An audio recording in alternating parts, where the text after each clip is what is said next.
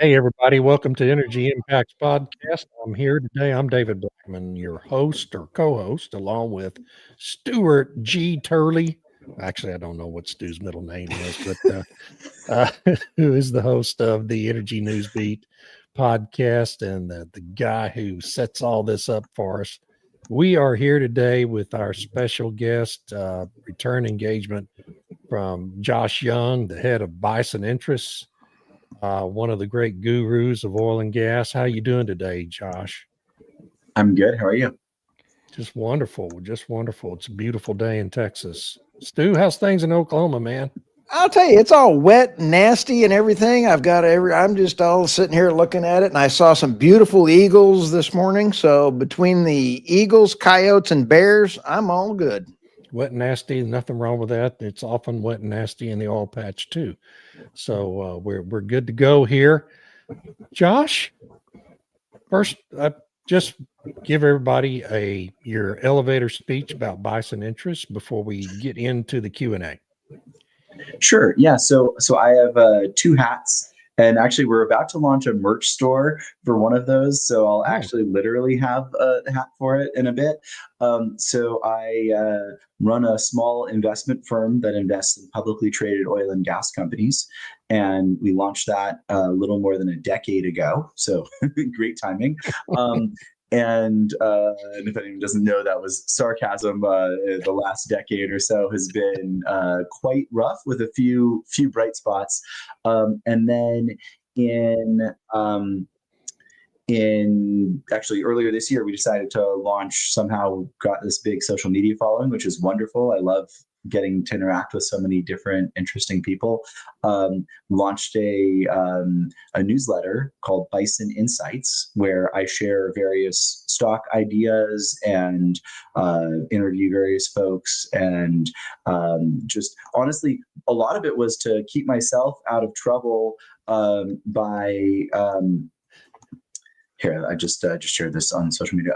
I get asked probably 5 times a day what my favorite oil and gas stocks are, and if I can give someone a stock idea. And from a compliance perspective, it's catastrophic. And so having all that in one spot with a disclosure where someone is paying something, but they also understand I'm not recommending them anything, I'm just sort of sharing educational, informational stuff, is fantastic, because it's there. And I can update stuff where relevant there, and they can look at it, and I don't have to try to remember which stock I told which person to whatever.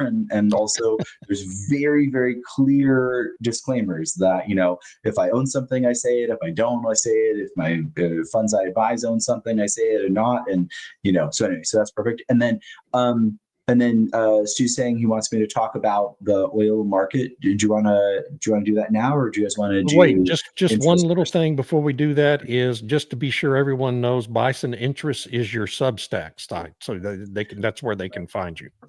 Bison Insights is my Substack, and that's Bison the newsletter. That's the sort of the thing for general consumption. And again, there's all these rules around qualified investors, accredited investors, and whatever for my investment advisory business. And so for this sort of thing, it's wonderful to have this, because now I have something I can actually point people to and say, hey, go here, and I can recommend that they come and subscribe to it. And it's a nominal amount of money, and it's not whatever. It's not like, hey, give me $1 million to go, Right. run. And I'm still doing that, but it's so much simpler to be able to just have, from a public perspective, this one thing.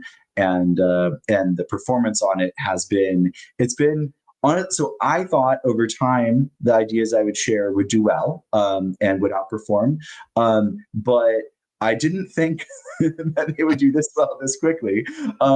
So it's great. I don't think I've sold a single share of anything I've talked about so far. Wow. I will at some point for sure, especially if things get out of whack in terms of position sizing or whatever, but Right. it's sort of fun. And then I've known you a long time, Josh. This is Nancy Pelosi kind of numbers. This is absolutely within the realm. This is not Kramer numbers. I got Kramer numbers. So anything Kramer says, I do the exact opposite. Now, this is Nancy Pelosi kind of numbers.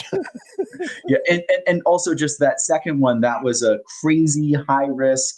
There's a real chance of a zero there. There's still a chance of a zero there. So that's not, these other things were stocks. This was a, post-bankruptcy warrants. So very complicated, high risk. But that's the other excuse for setting up a newsletter is, hey, I can write about whatever I want. I don't have to worry about, hey, is this going to go to, a huge distribution? There's a modest and growing number of subscribers, but not the 117 or whatever 1,000 Twitter followers or whatever that I have. And so, it's nice to have that sort of defined space where I can disclaim my interest and my involvement, and where people can understand that these things are, I think it's higher risk, I say I think it's higher risk, and so on. So anyway, so that's not, that one probably, I don't know how to take it out, to be fair, but these other things where it's, up 20 versus up 5, I think is maybe more indicative than up 412% versus, oil stocks up 4 or whatever. That is quite the return there. Hey, Josh, we've got some new oil sanctions that just absolutely dropped on us, and we want to kind of bring these on up and say, hey, what do you think is going to happen? I've got an opinion of sanctions, and I think that President Trump is doing a phenomenal job with his domestic policies, and I think that he's listening to the warmongers trying to end the war in Ukraine. And I think that President Putin showed up in Alaska ready to do a business deal and end the war. But President Trump, he wants to do business because he is tapped out. I think President Putin is tapped out on his oil reserves. Then we have the new sanctions that just kicked in. And I think by President Trump, putting sanctions on India, and then the EU additional sanctions, all of a sudden yesterday, Josh, we saw a huge price just go boom. Here we go. We're starting off to the races again.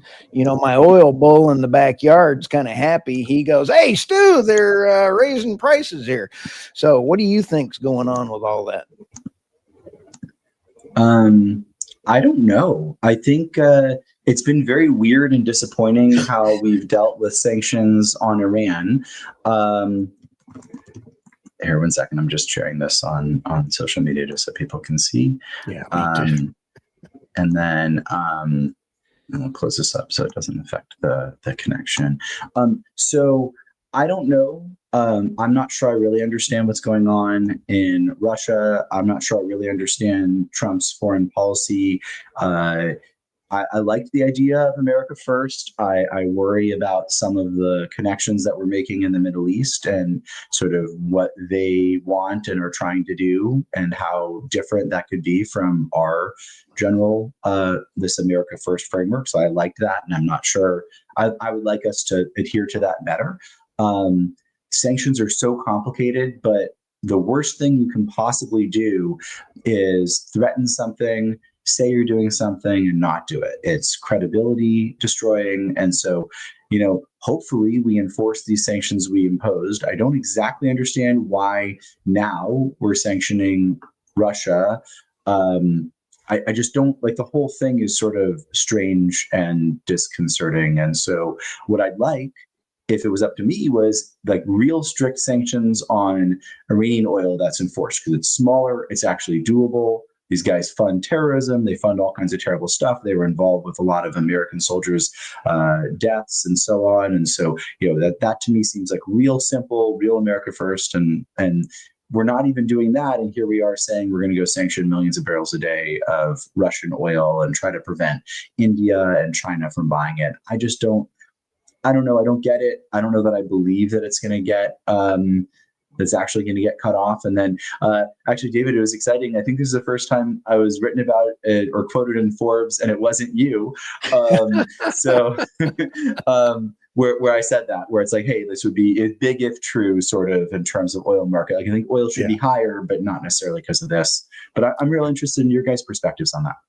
Well, I think so much of it is tied up in the president's obsession with keeping oil prices down, right?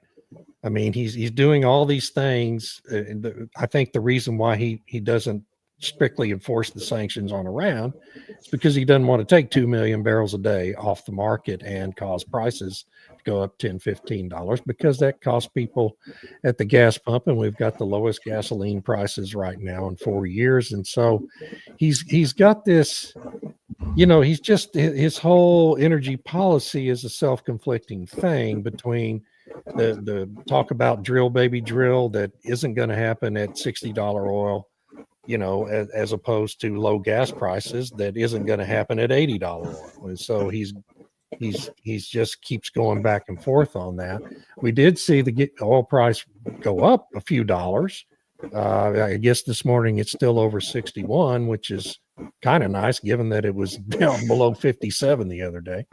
And most of that appears to be a reaction to two things. One, the sanctions on Russia, with the market kind of anticipating some of Russia's barrels going off the market, and optimism about Trump's upcoming meeting with Xi Jinping, and the progress that could be made there on rare earth minerals and other issues between our two countries. I wonder if you have a view on what happens if that meeting doesn't come off to oil markets. What might happen in oil markets because the Chinese have not yet confirmed the meeting with President Trump next week. I mean, everybody's sitting around waiting to hear some announcement out of the Chinese government that meeting is actually going to happen. If it doesn't happen, what do you think might be the impact on crude markets? Because it's all interrelated, obviously. I'm actually more worried about what Trump tweeted yesterday, late last night, actually. Apparently he became aware, or whomever runs his Twitter account, I think he's only doing that sometimes. It appears sometimes maybe Barron has it to go promote random crypto scams or various other things. But I'm really worried about his post about Canada and how he was complaining. He claimed that some Canadian funded nonprofit posted, or some Canadian group posted a quote from Reagan, and he claimed that it was AI and fake. But it appears to be actually just a quote from Reagan, who was a free market, fair but open trade advocate.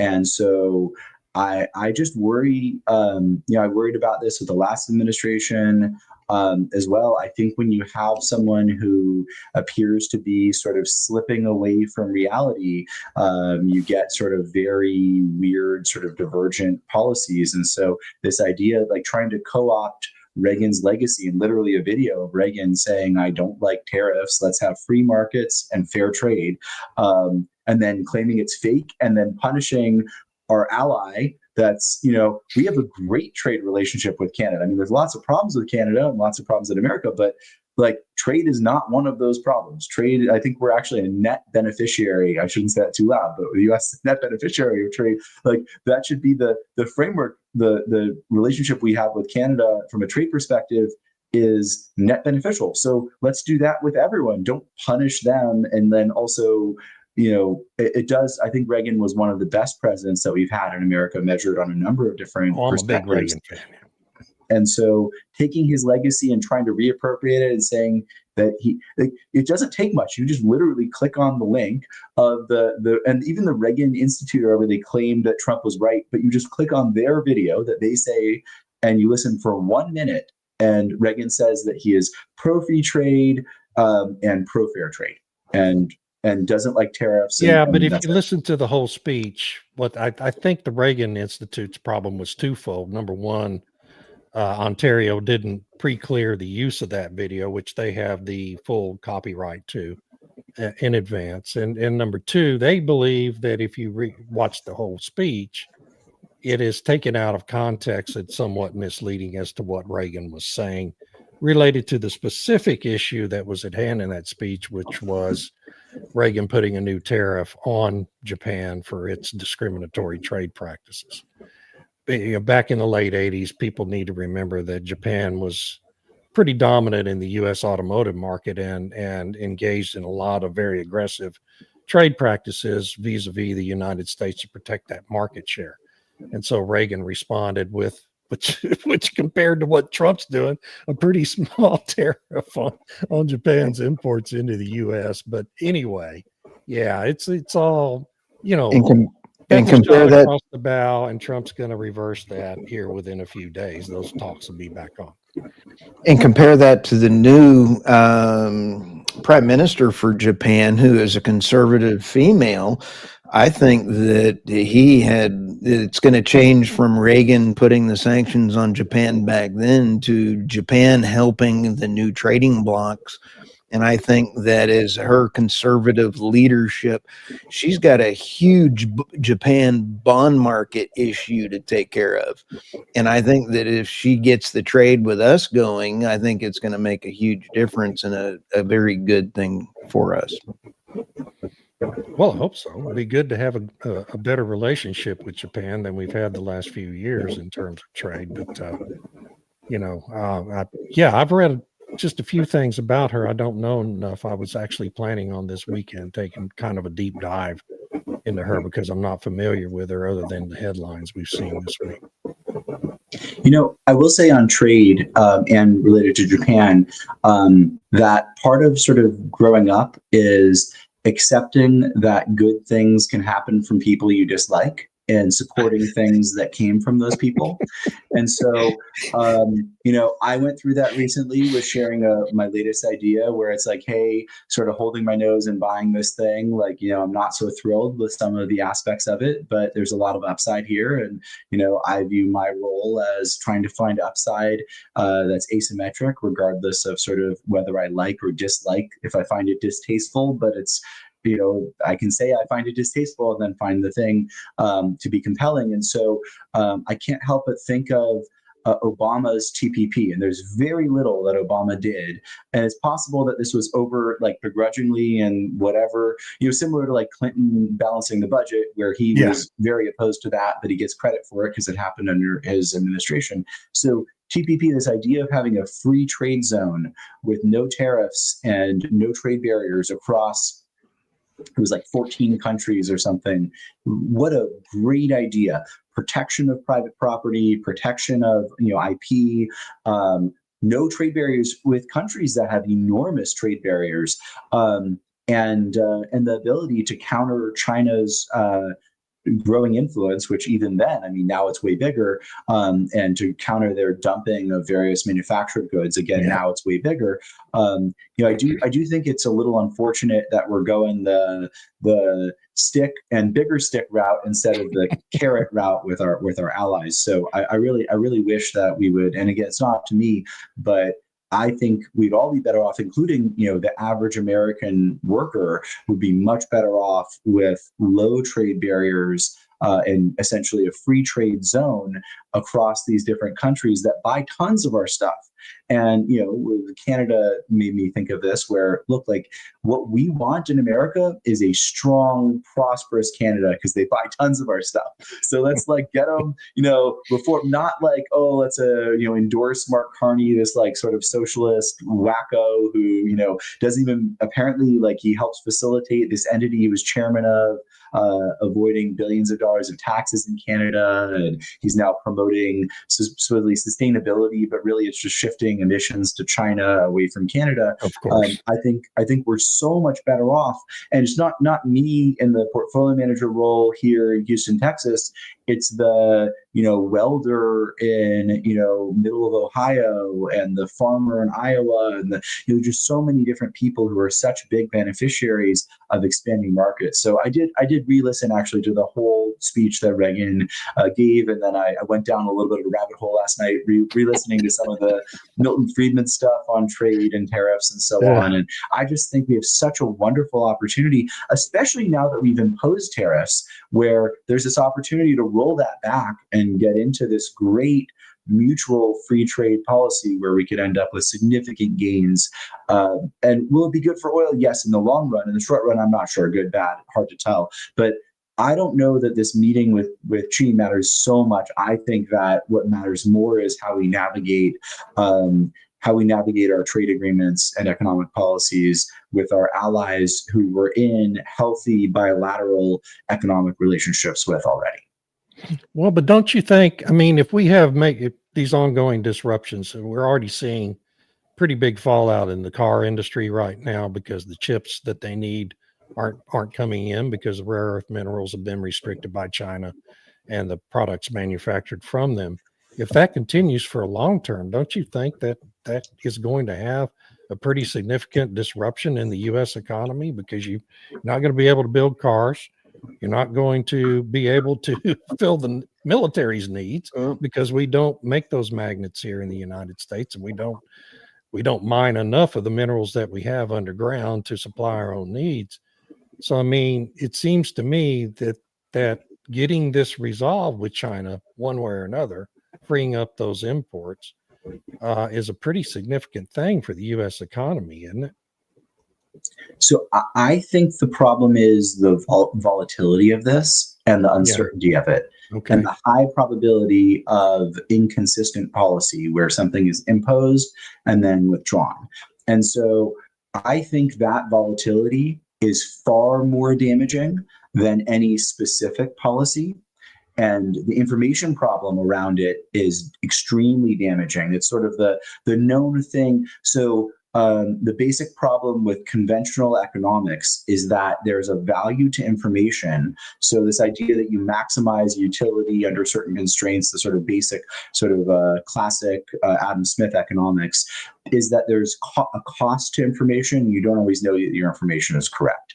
And so the volatility and inconsistency of American policy, first under Biden with all these regulations and taxes, and now under Trump with the sort of back and forth on tariffs and other sorts of similar issues, is that you can't invest to address the problem.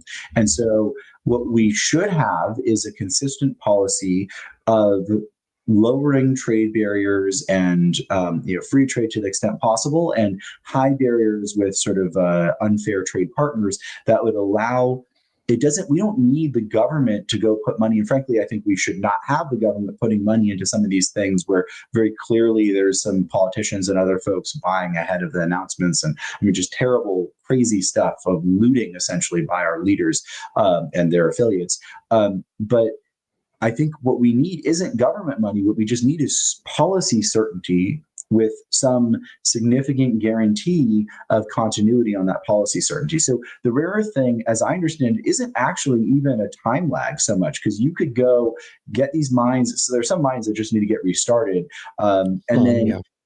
You could get some of this manufacturing or refining done to the environmental standards, which are basically almost none, of China. The problem isn't that manufacturing and refining. The problem is that it's immensely polluting.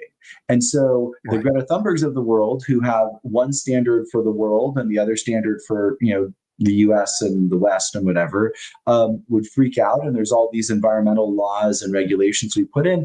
And I'm not even sure that those laws are so bad. The problem is that we don't enforce those rules on the things that we import. And so we have this sort of weird thing where China is destroying our oceans and our water and our air. And in exchange, we get these rare earths where we pretend like there isn't all this pollution from China. So well, you said it earlier. What we've done over the past 45 years is export our emissions and our pollution to China, right? I mean, that's exactly what we've done. And now we're surprised that China is using the dominance of the market that they've established as leverage in a negotiation. It's hilarious, really, when you think about it. It's just they people in China, the Chinese government must think Americans are the stupidest people on earth. I mean, they really must. Well, we are. I mean, given the way we're reacting to what they're doing today, I mean, we begged them to do this for half a century now. Well, and now they're using it as leverage, and all of a sudden they're the bad guys. Anyway, isn't net zero a cause? I mean, it is a net zero is basically offloading everything to China. China has been supporting net zero.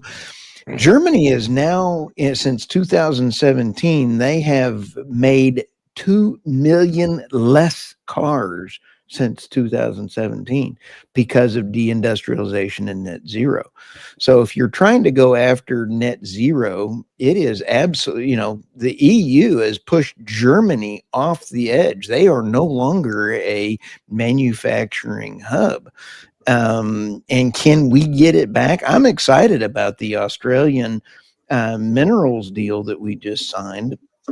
In that I'm kind of curious. I'm trying to find out more about the specific contracts and how that is going to play out. And good investments could be joint made between the companies, the mining companies, and the ore being processed in Australia. I'm very excited about the potential of that. Gallium is one that I know that we are now able to produce in the U.S. 50% for our military this year. That is a home run. One down, 37 more to go. Yeah, there's a lot more to go. Yeah.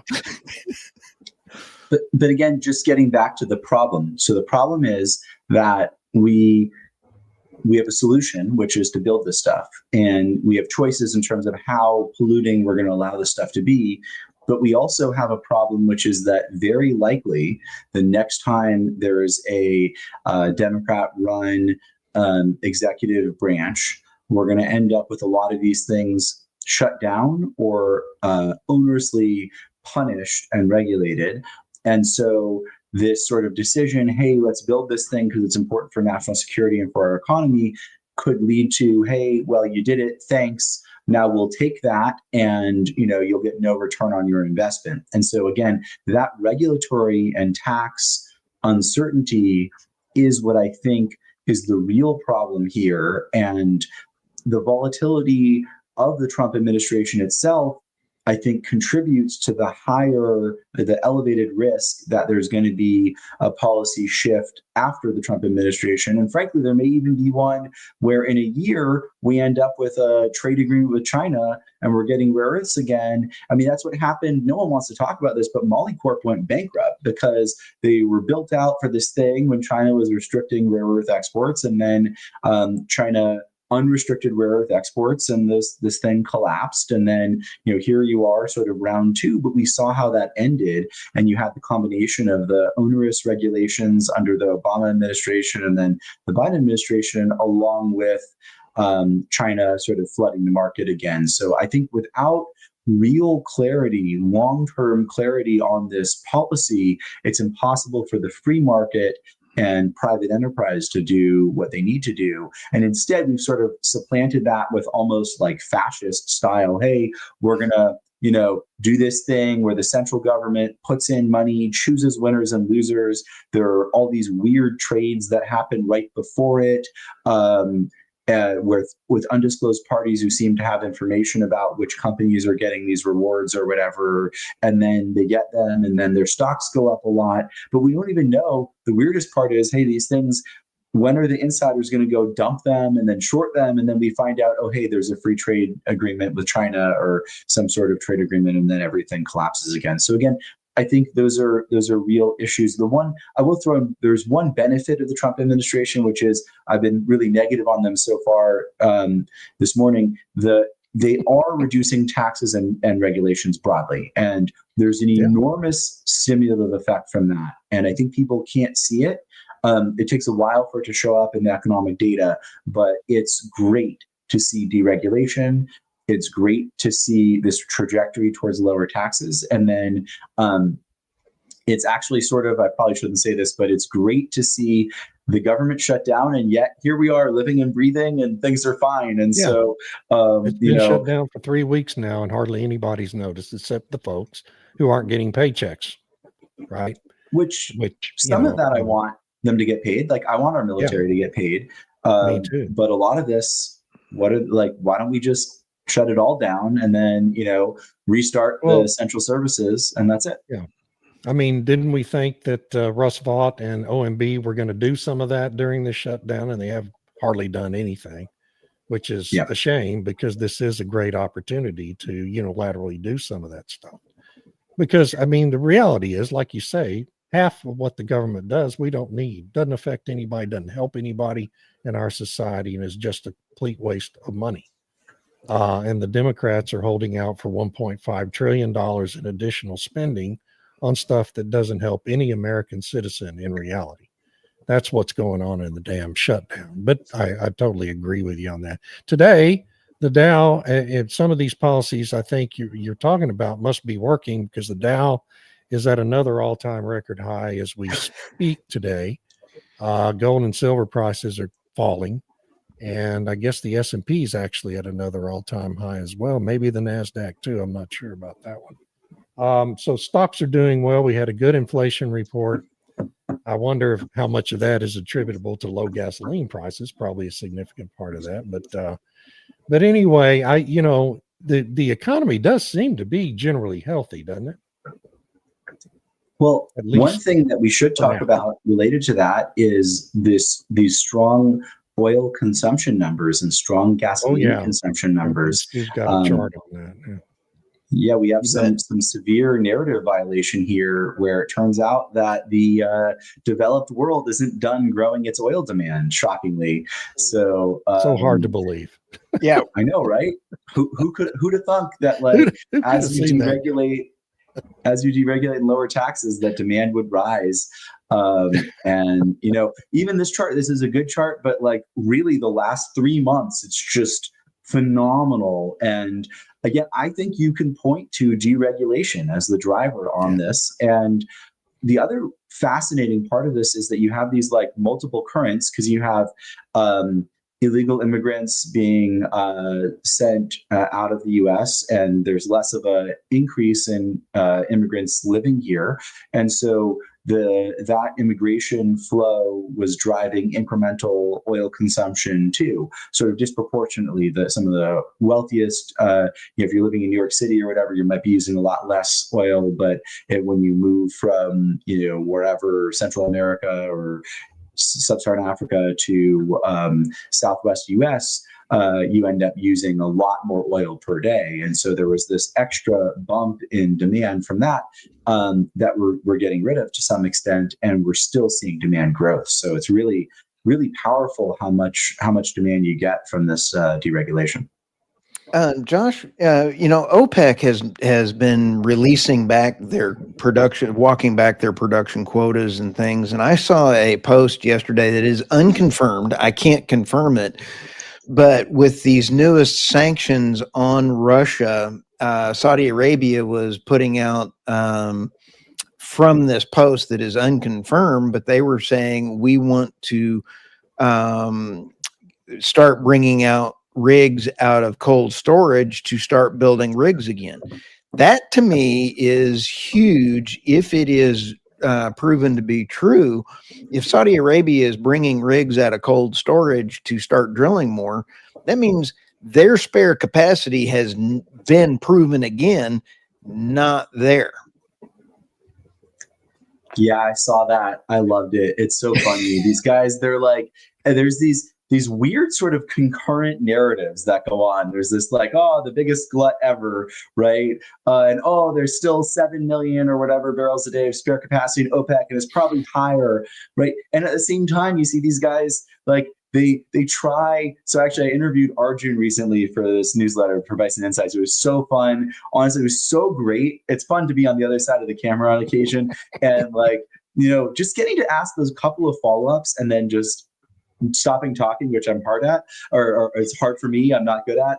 But it was so interesting. So it's really like once you try to like pull the thread a little on these narratives, it's like, okay, well, you have these concurrent, conflicting bearish narratives. So pick one, right? Because like, trying to think, okay, so the narrative is the Saudis are flooding the oil market, because really Saudis have been the majority of this incremental OPEC quota increase and then actual production increase so far this year. I think they're actually the outright majority, if not the plurality of those barrels.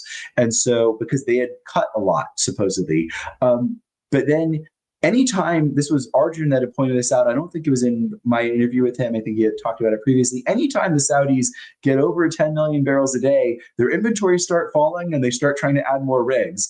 And so that's not, this is now my commentary, Occam's razor. Hey, anytime I say, hey, I need to do more than a certain amount of a thing, and then I need to like try to backfill and like get deplete reserves, I mean, Right. that tells you, I think, everything you need to know. So I think I actually this was explained to me by a few different folks. I'm not sure I 100% believe it, but one of the theories was that this was the OPEC increasing their quotas was the Saudis getting back at Russia and maybe some of the other Gulf states getting back Right. at Russia for flooding the market in 2020. And they were going to go embarrass Russia because they were going to show that Russia can't produce what their quota level is. But the funny part is maybe in the process of doing that, they're also showing the world that they can't produce what their spare capacity numbers are too. And, maybe this means they don't get invited back to Vienna next February. That's okay. I like the guys that run OPEC a lot, but, I'm just still going to say what I think. But I do think the spare capacity numbers are way overstated. And I think they should just be honest with it. And I think the OPEC leadership thinks that, but maybe not the countries. They have this very sort of weird ego stuff tied to their potential spare capacity. But if everyone knew that you really only had probably 1 million barrels a day of spare capacity from here, I mean, oil would be $30 a barrel higher, and you'd have 100 rigs more running in the US right now, and maybe 50 more in Canada. So that's what I think about that. I'm curious about your guys' take. How do you interpret this, the news that they're starting to order more of these high-spec drill ships and jackups to start drilling offshore some more in Saudi Arabia in the context of this market? What do you think? Well, I think you just nailed it. I mean, I don't have any disagreement with anything you just said. I think that they're absolutely getting ready for Russia is not capable of building out anymore. And that's why when President Putin showed up in Alaska, he was ready to do a deal. And that is the way to end the war. Go and just say flat out, we're done paying for it. President Putin, and that's why when he showed up, he handed President Trump a declaration on the Sakhalin project and was trying to find a couple $2 billion to pay back Exxon, because Exxon was out a few $1 billion. Now you have the EU trying to use Russian money out of the EU's money changing hand system to pay Ukraine, and that is going to backfire if they do that. I'm just telling you right now, that ain't a good idea. So you sit back and take a look at how this could end. I think that Russia needs to have the United States as an export as a service. Get our great oil and gas guys out there. Let's do business with Russia. Let's end the war. Let's quit killing people and call it a day. I agree with President Trump on that, and we need to quit listening to Lindsey Graham. Lindsey Graham, you need to just retire, please. Sorry, Well, did I just that's a say that big out part of loud? the I'm problem. sorry. We've got so many of those guys in the Senate and ladies in the Senate who are so tied into the defense industry and getting all that money from them that it really influences their politics. And I'm afraid, like you, that Trump has been spending too much time listening to the warmongers in his own cabinet. Let me ask this question this of you deal. guys. This brings us to Venezuela. Venezuela is one of the OPEC members. They have billions of reserves there. But the Monroe Doctrine has been ignored for 30 to 40 years. And I think that is what is going on right now. I don't think it's narco-terrorism, because for the last 30 years, China has really focused on South America. And now that we're seeing B-1 bombers running around Venezuela right now, I think that it is more about getting China out of South America, in my opinion, than it is narco-terrorism blowing up a couple boats. I think it's got a bigger thing that the administration is not talking about. Well, but narco-terrorism is the hook, right? It's the hook for the visuals. And but yeah, I think obviously, like most other things internationally, it all kind of revolves around China and what to do about them. I mean, China still has both ports on each end of the Panama Canal, and that's still not resolved yet. however, we have a bunch of military sitting out there. So I think President Trump is doing a good thing by trying to focus again on our hemisphere, because if the net zero crowd, the EU, fails, and you take a look at the UK failing, and they start doing more business with China, I think the new trading blocks are going to make a difference. And Josh, you were spot on when you mentioned earlier about trading partners with, Saudi Arabia and Qatar and the other big deals that President Trump has done. But I would like to do business with Russia, Qatar, Saudi Arabia, India, and do business and not wars. I'm more of a non-war kind of guy. Yeah, I mean, I am too, but why are we building and expanding our military base in Qatar? Why do we have a defense alliance with Qatar? These guys sponsor terrorists, and they sponsor some of the groups that used to attack our soldiers when we were in Iraq. And they now have part of an air base here. I had posted they're building their own, that they apparently are getting like a building or something on a U.S. air base. It's a normal thing because they're not getting an air base. They are actually at Mountain Home Air Force Base. They are getting a hangar because they are buying our airplane and improving the hangar there. They're improving the hangar, and it's a normal thing because they're going to be buying so many planes that they are going to need their pilots trained. And I've got a lot of contacts that believe me, Josh, I reached out on that one going, "Way, what are they doing?" No, it is simply just because they're buying so many planes, they're going to need a place to train. And Mountain Home Air Force Base is where my dad trained before he went to Vietnam in the F4. Yeah, I just think we should, again, just focus on this sort of America first thing. And so I agree. Crazy idea. We should be better friends with our friends. And I like the idea of it being Department of War instead of Department of Defense, right? That sort of like positioning makes sense to me. And maybe we should be better enemies with our enemies too. And I think this sort of like gray area where we like give hangars to folks that like sponsor killing Americans and sponsor like Al Jazeera with their super anti-American, anti-Western, anti-Jewish and Christian, anti-whatever propaganda. I mean, these aren't our friends, even if they give our president a plane and a golf course. And so they might be his friends, but they're not our friends. And I liked this idea so much of America first as the leader of America being America first. Like, what a cool idea. Like, let's, try to align, our policies with what's best for us. And so, why should our enemies have a hangar, and why should we have a base in a place where they're funding these things that are truly antithetical to our values and to us, and where they've been in our lifetimes with unrepentant supporters. I think a big part of the issue there is that we do have these obligations in the Middle East and compelling national security interests in keeping the Strait of Hormuz open. And one of the things Trump is doing there, the administration is doing with Qatar, is trying to improve relationships with that country that is situated on the Persian Gulf, just adjacent to Iran, as a potential check on Iran and any efforts Iran might take to shut down the Strait of Hormuz. And so it all gets caught up. It's very complicated and gets caught up in those politics.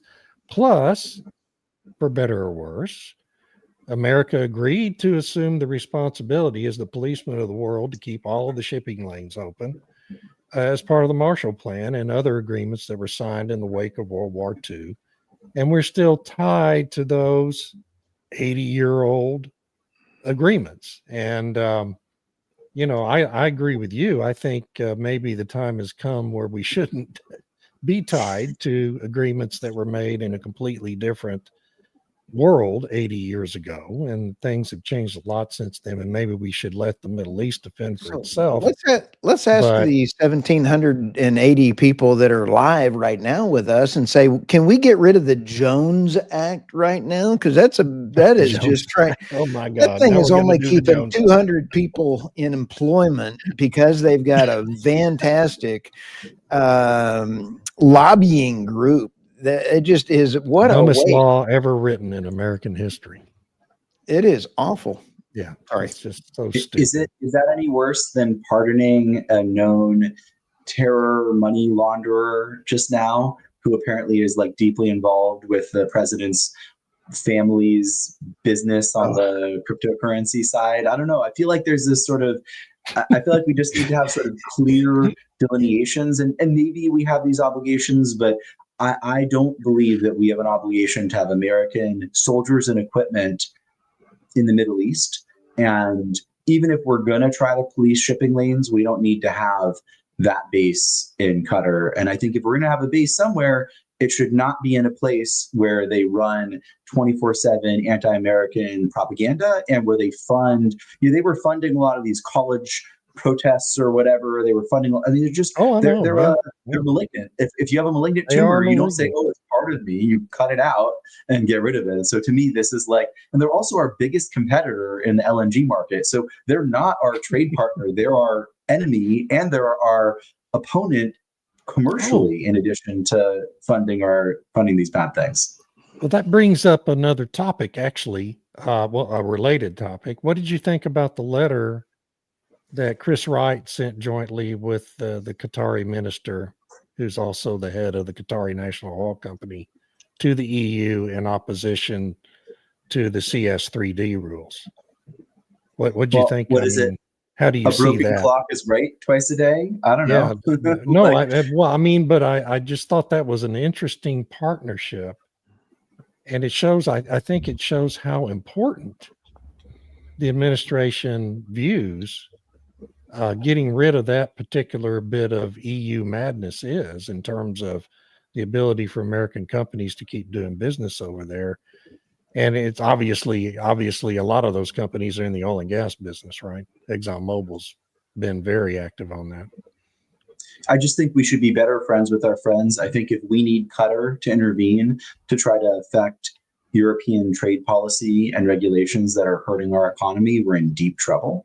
And I think that we should deal with that by dealing with it, not by buddying up with folks who, again, are antithetical to our moral and religious values, who have sponsored killing Americans, kidnapping Americans, all kinds of stuff, and who are commercial competitors. Like, I don't think it's just not, I feel like we were promised a set of things, and it's sort of this opposite of those things. And so, yes, like, did they say things that I agree with? Yes. But is it weird to have, to me was almost as weird as Chris Wright going to, I know we disagreed about this, going to the fields that Saudi Arabia bought for a 1/1000th the value, and given a big thumbs up. Similar idea. Like, this is what weak, ineffective leaders do. It's not what strong, competent leaders do. Strong, competent leaders, if we have a problem with Europe, we go to Europe and say, we have a problem with you. And we say, hey, here, we're going to solve it. And you do it privately. Well, I think we're doing that too, aren't we?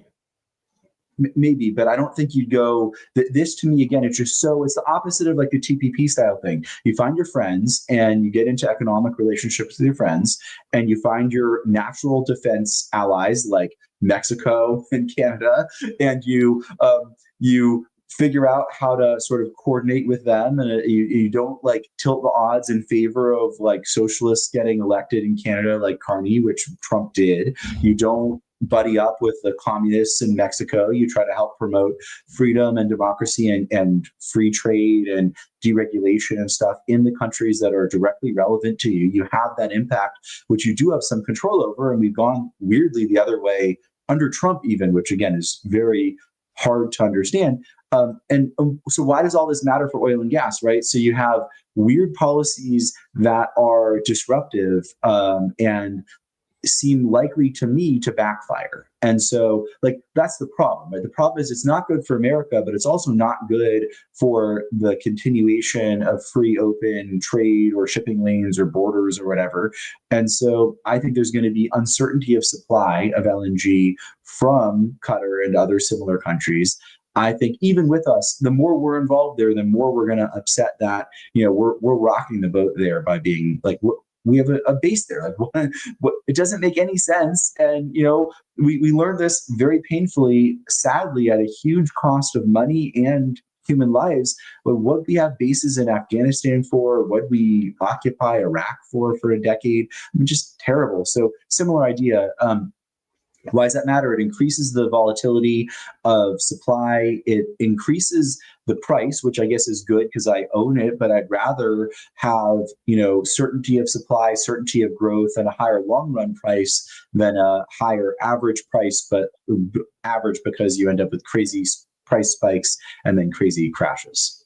But on the question of volatility of supply, I can't remember personally. I don't remember a time since I've really been paying attention to oil markets, which is 40 years, where we've had a lower fear premium built into the crude oil price than we do today. I think it's at an all-time. I don't think there's any fear premium in the price of crude oil today. And I think there's been times in my career, which began in 1980 in the oil business, when we had $30, $40 of fear premium in the price of oil. Oh, so I mean, tanker would get hit in the Red Sea, and boom. Who are friends and who isn't. But right. But you look around, and in the wake of that peace deal in Gaza, which is still pretty tenuous, admittedly, I don't think we have any fear premium in the price of oil. Yeah, one, I agree, and there should be. And maybe there's now a few dollars because of this. There's now a fear that Trump, for once, will enforce sanctions, at least for his second Russia, administration. But yeah, maybe we have like $3 priced in here, but yeah, there probably should be 20. With the current policy set, there maybe should be 30, because you point to that peace deal. The whole concept was there was going to be a release of hostages, a release of prisoners who in many cases were armed murderers and terrorists, and then a disarming of Hamas. Well, the disarming didn't happen, and now they're saying it won't happen. And so there's no peace, right? It's just a very temporary, I think it's a Arabic term, hudna or whatever, where it's like the ceasefire before the resumption of conflict. Like that's literally their belief, right? There's apparently this whole framework where you're like supposed to lie in order to accomplish that better, in order to then, ambush your opponent. And I don't know, it's always weird. Right. I followed the Middle East for a long time. I lived in Israel, actually in the West Bank for a year in my junior year of college. And it was always interesting to me. You could watch the Arabic videos of the Hamas leaders or PLO leaders or whatever, terrorist groups, and what they would say to their people in Arabic. And then you could see what they would say in English. And they were the complete opposite message. It's like, I gotta listen to what you're telling your people, because you're probably, if you lie to them, they're going to hang you. And if you lie to the world will just say, oh, you have no agency. We forgive you. We were colonialists. So I think that's a good framework for understanding what's going on there. And unfortunately, that framework tells me war is in the offing, and maybe we end up with a much higher oil risk premium, which maybe the fair price for oil here outside of a risk premium would be 70 or 75. There's some growth, there's some concerns. OPEC's bringing oil on the market. That seems sort of fair to me. And then maybe you should have a much higher price just because there is this increasing risk of supply disruption. Let me turn this question to both of you on what is possibly going to happen when the EU has announced that they're going to enforce getting rid of all gas out of Russia. And you have the Siberia 2 pipeline. It's 5 years away from being even completed before he's going to be able to replace, because the Siberia 2 pipeline will be able to be almost equivalent of the Nord Stream 1 and 2 combined. And so when you take a look at that amount of volume that thing is going to be able to move, it's basically replacing almost the EU amount, depending on how the contract works out. But let's ask this question. Natural gas, if they have a cold winter and the Vlugenvlagen, I don't even know the word for it, but when they don't have any wind, and thank you, bless you. They don't have any wind in Germany. They don't have, their natural gas supply is low, and they're going to be requiring more and more. Spain had the incredible blackout this year. They are using more natural gas now, importing in, because they're needing to balance the grid out of there. I see a huge natural gas demand coming for the EU in this mess. Yeah, I mean, if there's a cold winter, for sure. But it's been a while since we had one in Europe. They keep doubling and tripling down on these failing energy policies. Yeah. You saw there was this terrible blackout randomly in Spain, right? I don't know if it was particularly hot or cold. It was just blackout, right? And they couldn't restart it because too much of their grid is powered by solar and wind. So they couldn't, you have to sort of surge power apparently to sort of like kickstart the grid, and they just couldn't do it. And they just keep doing it. And now it reminds me. So one of the things that got me to be way more vocal, it was probably bad for my business, but I don't regret it. There's only so much money you can make. Was after the winter storm here. I mean, I'm a capitalist, but also I will trade off pushing for rational economic and energy policy in exchange for being a little less wealthy. That's fine. So the winter storm, it happened because ERCOT was, and the sort of the system was managed by people who were increasingly wacko, sort of almost like environmental terrorists. And so we get this winter storm, and it's cold, and there's insufficient power. And it's going to be a real problem for the alternative energy narrative because the sun's not shining and the wind's not blowing. So what do? They cut the power to the gas processing facilities and to the gas pipelines. And then they say, oh, well, gas was down. I was like, no kidding. You guys cut it. It's not a gas problem. It's a people problem. So similar in Spain, right, where it's a people problem. And now we need more batteries and we need more solar. No, you need rational economic policy. And I'm not averse to a portion of the power mix being solar and wind, especially in places where there's a high cost of fuel, where there's other challenges. It makes sense. Look, you want to make 10% of your contribution solar? Great. Probably good. Probably better for the planet, right? 10, 15, 5, I don't know. You go 50, you're going to have blackouts, and then you're going to get mad, and it's going to be and they're doing the same sort of nonsense. I've been reading the stories as they develop, and you even had some of the reporters who normally greenwash everything, who were a little critical of Spain at first, and now, of course, it's fossil fuels are bad. What we need is a grid modernization and more batteries, and it's just not. It's just not there. So, I think people sort of cause their own problems. So I would be much more excited. I think Europe's sort of making their own sort of weird, bad choices. Will they stop buying Russian gas? I don't know. But why on earth were they sending Ukraine money for weapons and sending Ukraine weapons while buying Russian gas? Pick one. The concept there.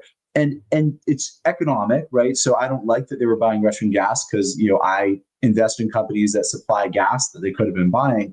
But the humanitarian aspect is way worse. Just think about that, right? They're funding both sides of a war in which young people and civilians are dying. That's just it's just a humanitarian catastrophe. And then they lecture us and lecture the world about climate and all kinds of other nonsense. While they're essentially funding a war on both sides of the war and supplying both sides of the war. I mean, really, truly morally challenged. But when you talk about winter, it does look like the forecasts are starting to ramp up, that there might be a cold winter in the U.S. And I don't want to bet on weather, but if there is a cold winter in the U.S., if there is, again, there's some chance, right? You just deal with it like a normal distribution and probability curve, whatever.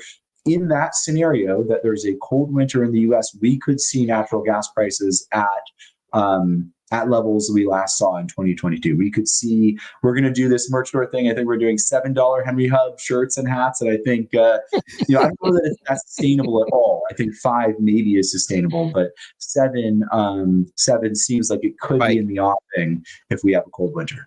I'm going to come get me one of those caps. Yeah. I think you're spot on. In fact, that's where I was going with that question, was because I think that is a real endeavor there. I think I like your assessment of Europe's funding both sides of the war. I don't get that. I absolutely kind of have some pain on that one. But as we sit here and we're rolling down here to the time, we still have 2,076 people watching this show here. I want to make sure that everybody knows to go check out um, uh, Bison Insights. It is a great publication there, Josh. You're doing great things. I loved your interview with Murtry. He is a cool cat. I've interviewed him before as well too. He is wasn't he the CEO of ConocoPhillips, or on the board there, or something? He is on the board there, Yep. and he's the head of energy consulting for Veritan, which is an energy sort of strategy consulting firm and media and other stuff. So it's a very cool job. He's out there talking to some of the most senior people running the largest and sort of most complex energy companies in the world, from what I can tell. He didn't say that, but that's what that role means. And then, he used to run, he ran energy research for Goldman Sachs for a little while. So, he was the oil permeable on the last cycle. I'm sort of stepping into his shoes. I'm not working for Goldman, but everyone was bearish and he was just bullish all that way through. And I think he really is able to look through it. But yeah, it's been the returns again, like past performance may not be indicative, but this has been a really fun ride so far, sharing some of these ideas. And while it may not be indicative, I can certainly say that I hope, while I do not expect, I hope that this continues. And it's been really fun sharing these different ideas, even the ones where, I'll hold my nose and buy it or hold my nose and talk about it. Like, they're still fun to talk about. And, I had no expectation that these things would do as well as they've done, as quickly as they've done. And hopefully the next ones are well received. We're close to releasing the next idea I've been working on early November, and just super fun. And thank you for highlighting this. It's really bisoninsights.info. Check it out. It's so cool to be able to share these ideas in this way.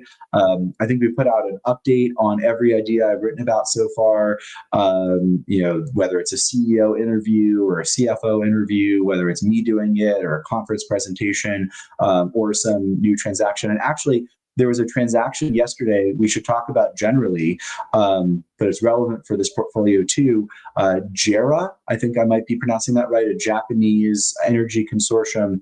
They just bought this small Haynesville asset for a not small amount of money. They paid $1.5 billion for 500 million cubic feet a day, which is just extraordinary. I mean, so much money, so little production. One of the companies we talked about is a Haynesville producer, been in Haynesville for a long time.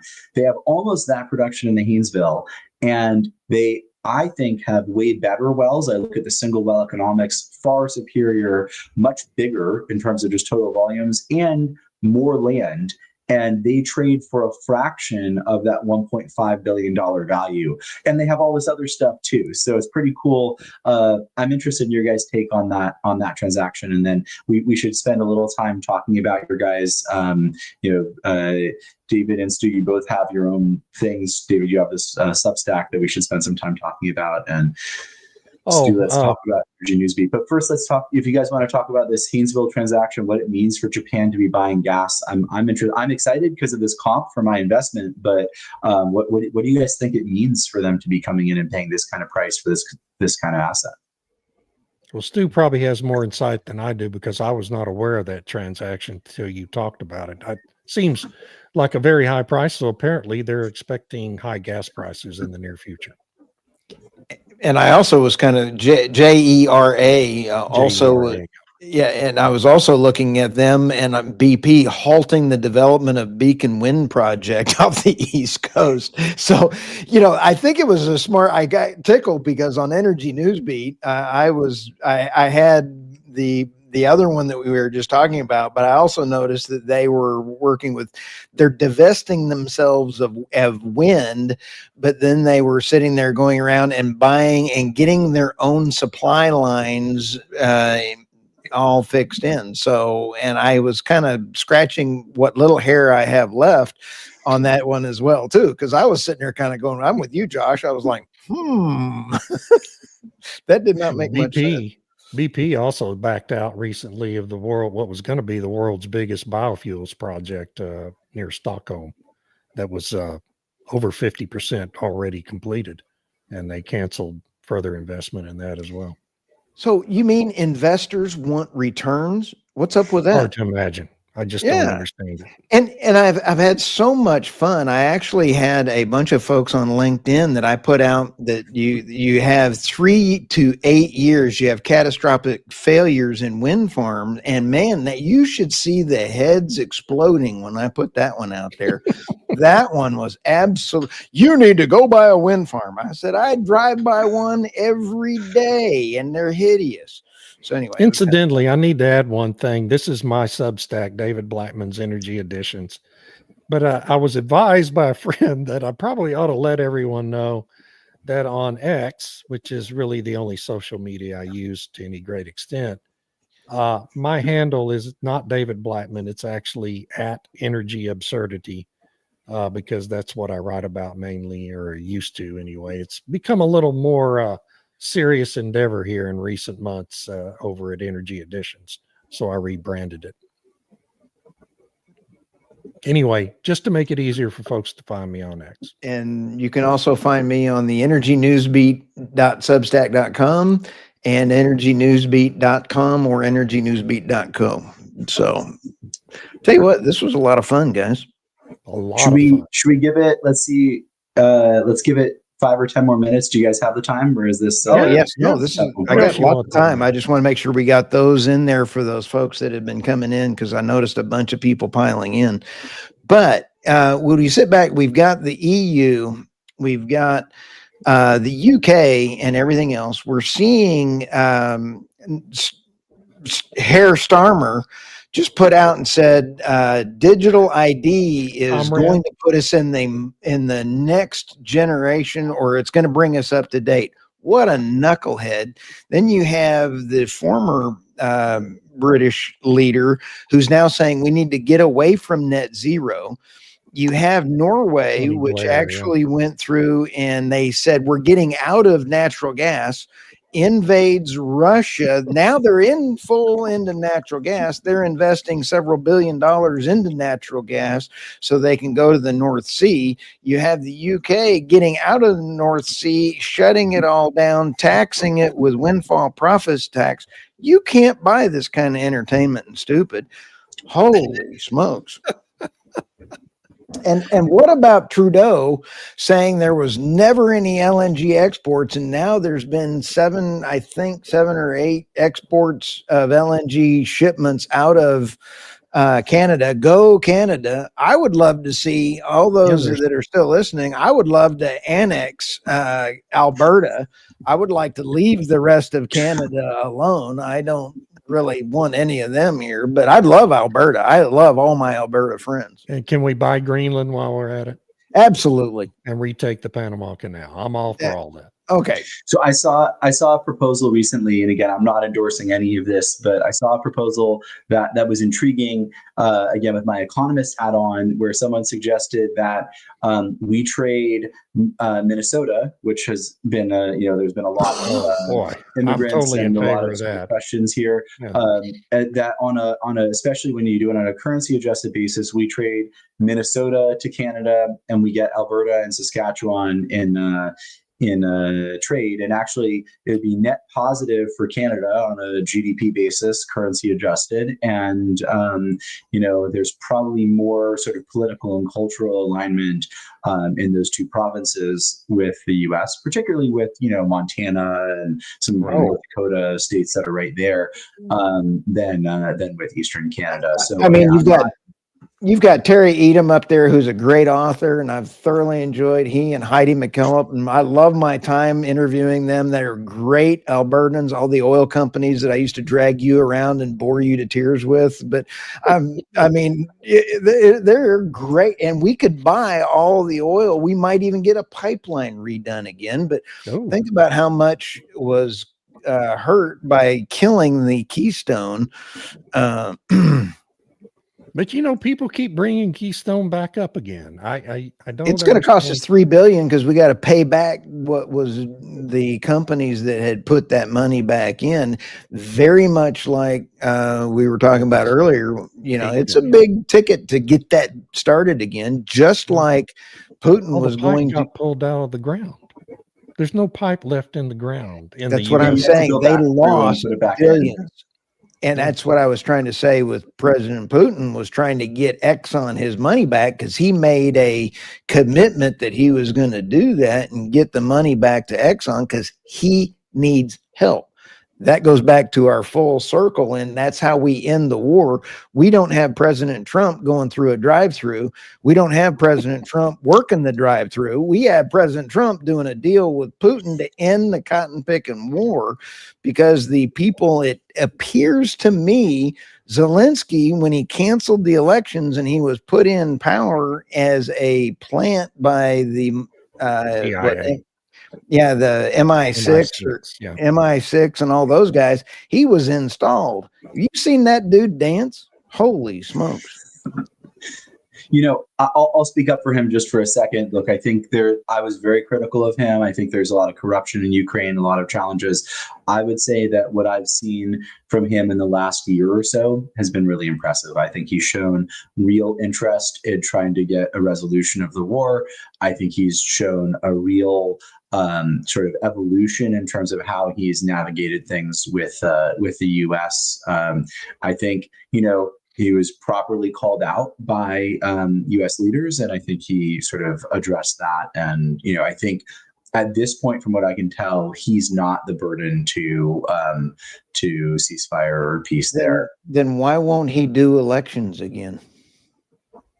Wartime elections are always hard. I mean, frankly, like we had an election in the U.S. in the middle of the Civil War. We had an election during World War II.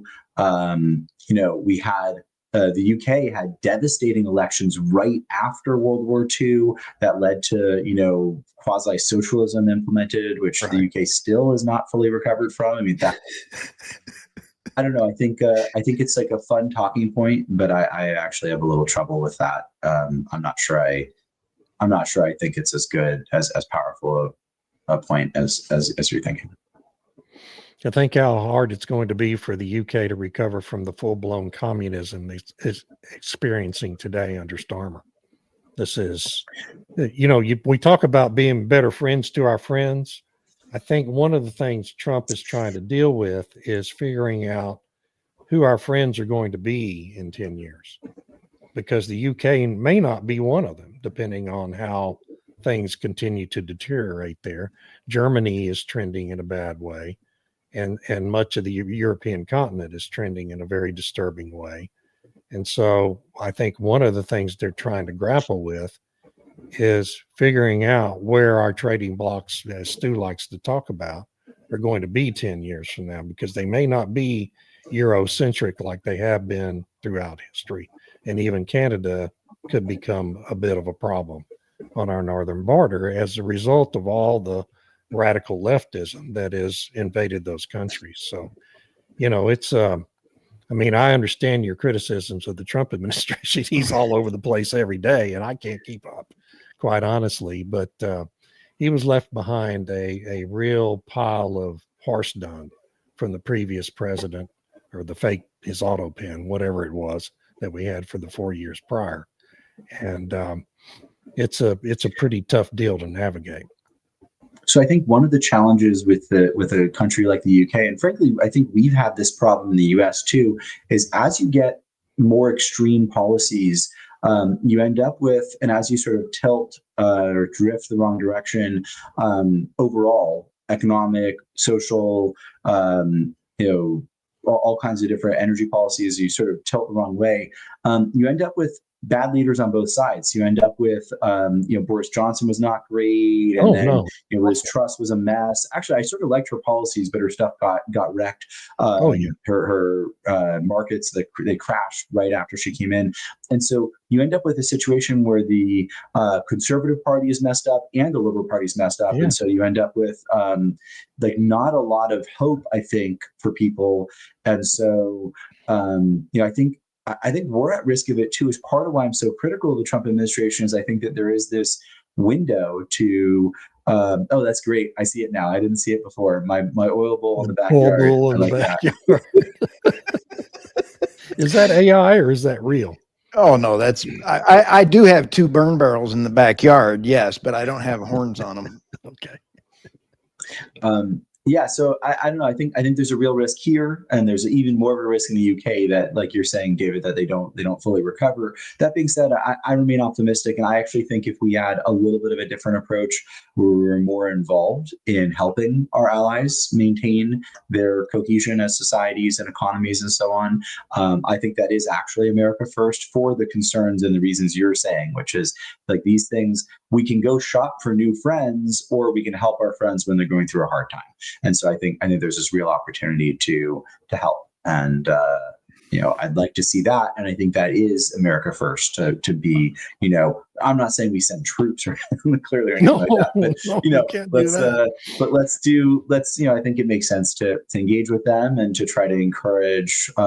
Similar to what we're doing in, let's say, Colombia, where we're encouraging free elections and we're encouraging rational, democratic processes. Unfortunately, it looks like the sort of communist wacko president of Colombia may have actually been involved with killing his political opponent who was going to destroy him in elections. So that's really important, I think, to step up for that.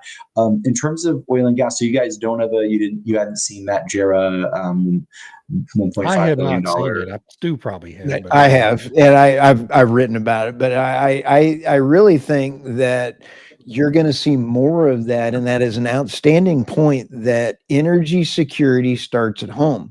And you're going to see actually that energy security, you're seeing AI data centers, they're going to start, it wouldn't surprise me to see Amazon starting to buy mineral rights. And when you start getting in it and you start buying your supply chain, that's when you really start taking a look at it and saying, wait a minute.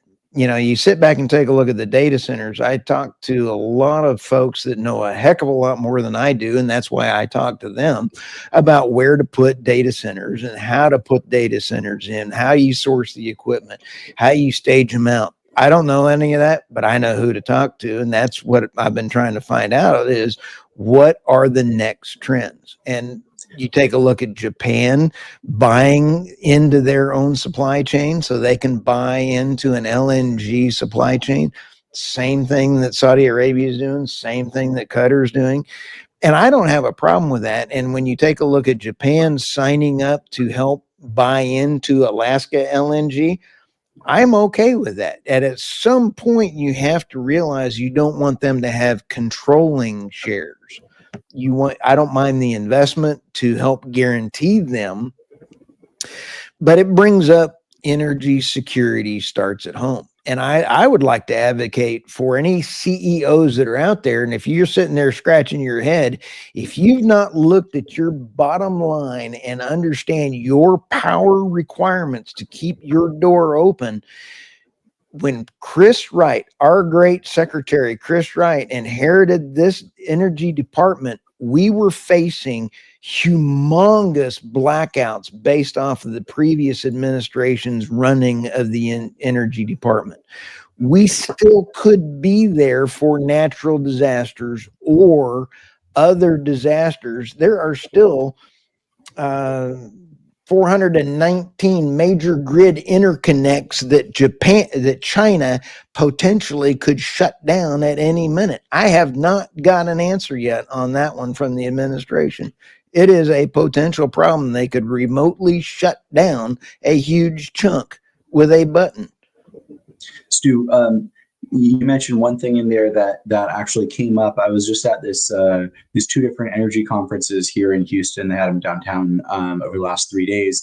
And I think the most interesting thing I heard, and I won't use the names because out of respect to them, but apparently the major tech companies and the hyperscalers are starting to consume energy research and consulting services. And so it wouldn't surprise me if these guys, one or all of them, and maybe if one does it, then the rest of them will too, in the same way as they funded wind farms and solar panels and, in some cases, even like nuclear companies, which won't have anything for 20 years, but, whatever, the stocks are up. So, hey, and in some cases, self-driving vehicles, other things like that, that they would come in and potentially buy the gas reserves and gas production they need in order to backstop their power generation for their data centers. And so I think when that happens, which seems increasingly likely based on their now consumption of this information that you would want to start figuring this stuff out, whoever moves first probably gets the best deal, because the values of these assets go crazy as soon as they go from, upstream oil and gas assets that are sort of tarnished for some reason and trade at, 3 or 4 times operating cash flow to, oh, hey, the hyperscalers need them or the Mag 7 are buying them. These things should be 20 times or whatever, which is, we've seen high prices for upstream assets paid at tops of cycles before, especially, considering how low the actual prices of the commodities are, seeing high multiples on some of these. And again, I'm not saying that they'd pay 20 times, but, you could definitely see, I think this JERA asset, the best I can tell, on a run rate basis, which again is not their underwriting, they're underwriting growing it and then sort of what their operating cash flow based on the press release. But it looks like they bought it for something like 10 times or 12 times run rate cash flow. So, but they're going to grow it. So it'll be 6 or 7 or something next year. It looks like high level numbers could be off by a little. But I think you could see numbers even higher than that if you have a Meta or a Google or Amazon or whatever come in and go buy a gas field. And I think you could see them even rationalize it. You say, hey, we're doing this. This is, lower emission than the 3 out of the 5 other options for us. And it also gets us our data centers sooner. And look, we planted 500,000 trees or something like that. So I think that could be coming. It was my biggest takeaway. And then the other big takeaway was apparently the oil majors in West Texas, Southeast New Mexico, and some other shale fields are starting to ramp their power generation. It sounds like through joint ventures, not directly operated themselves, but gigawatts of power coming from the Exxons and Chevrons and so on of the world, which again, I don't think those are in the announcements. In the slate of power projects, and some of them may be in power projects that just they haven't said where the gas is coming from exactly, but some of them, my sense is, they didn't say this, my sense is some of that is not yet in everyone's gas balances for their supply demand numbers. And I would point this, so I see a lot of folks who try to model precisely oil supply demand or gas supply demand. And it's great to have those balances and see them.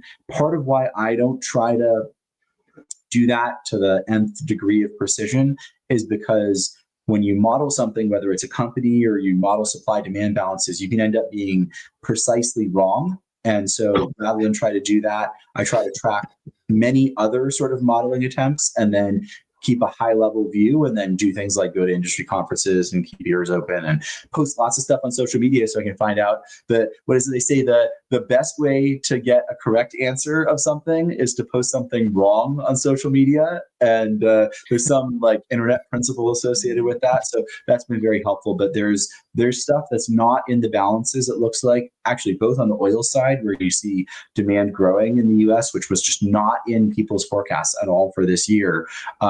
And I think isn't in people's balances appropriately for what the look forward looks like. And then on the gas side, I think you have the LNG facilities, I think people sort of get. I think there'll be even more demand from those. But these data centers, like, there's more of them. They're getting built faster, and very big companies are very focused on them in tech and in energy and elsewhere. So I think there's like weirdly, I hate jumping on a train, but we're like getting on sort of a consensus view. But I actually think the consensus might not be bullish enough in the short term in terms of how much more gas demand we're going to get from these data centers. And I guess that's what I heard. That was my takeaway. What do you guys think about that? Does that make sense? It makes total sense. Yeah. I think you're spot on. There's two or three things that really make a huge difference. Right now, up in the East Coast, there are some areas are 230% increase in electricity prices over the last several years because of the data centers going in and their government data centers going in. So the transmission lines and everything else are going in. You've had 100% in Tulsa, Oklahoma. And Bartlesville actually had a thing. If you're within 70 miles of a data center, you now are going to start seeing it going in. Josh, you are hitting it out of the park with your comments, because I believe that as we get further behind the meter, data centers are not going to be reporting the amount of gas. Let's take Stargate in Abilene, Texas, right down the road from my house. And that is, when you sit back and take a look, that thing is going to be able to power 130,000 homes when it finally comes online. When you take 130,000 homes of natural gas, and it's not being figured into the normal flows, it's not going to go through Henry Hub or however it's going to go through. You could miss it when you start trying to do exact figuring and mathing with a crayon from the EIA. I mean, it could be kind of interesting. So you hit it right out of the stinking park.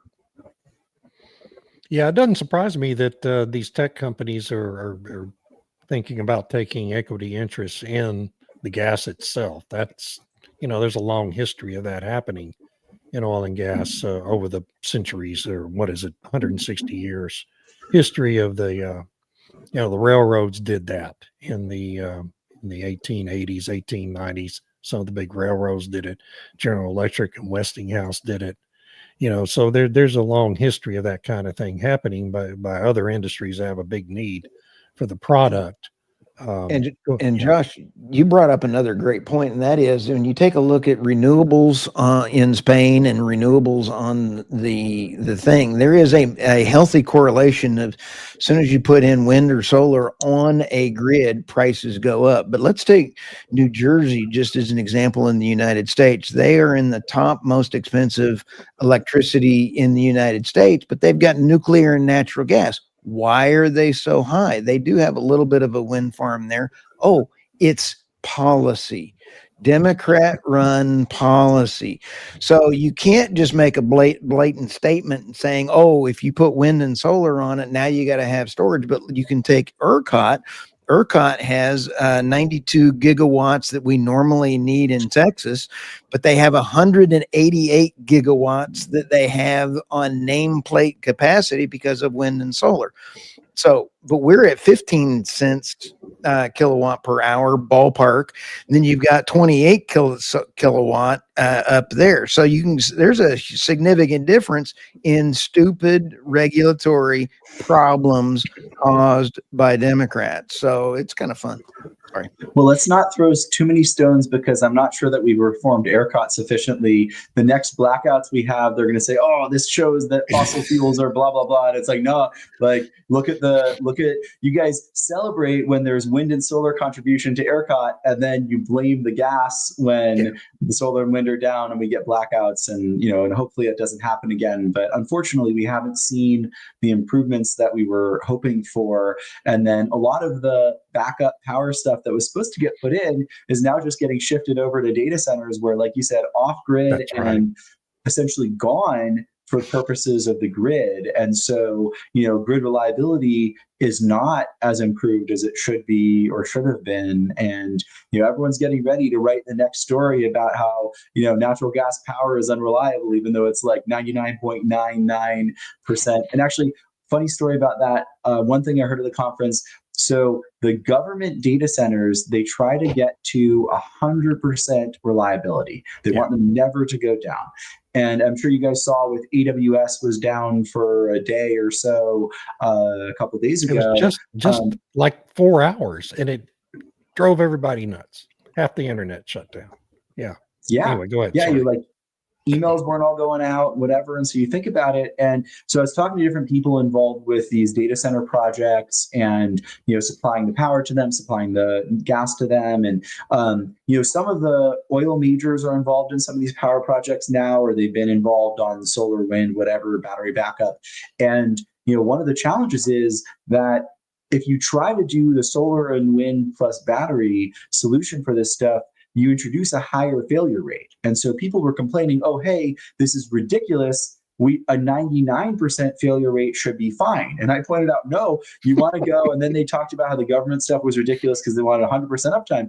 I thought, well, look, you can't, 100% is impossible, right? And they acknowledge that. But if you can get as close to 100% as possible, that is a huge win. And everyone cares, whether it's for being able to go shopping literally on Amazon or sending an email, or, for national security purposes or disaster relief or whatever.